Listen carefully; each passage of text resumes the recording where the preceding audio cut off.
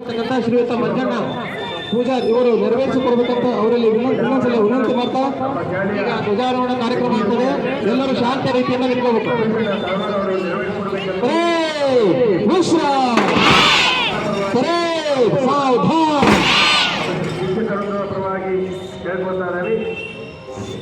ತಿರುಗಿರಿಸರ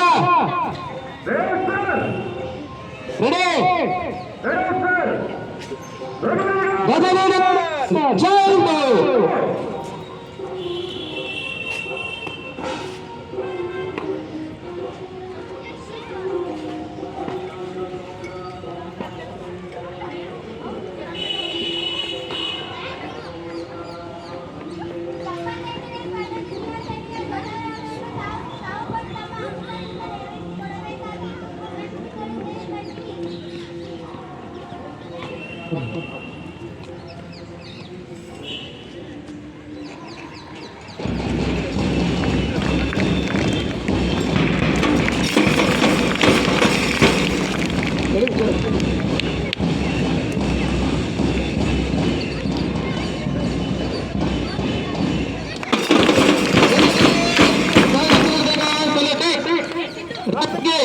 एक साथ शुरू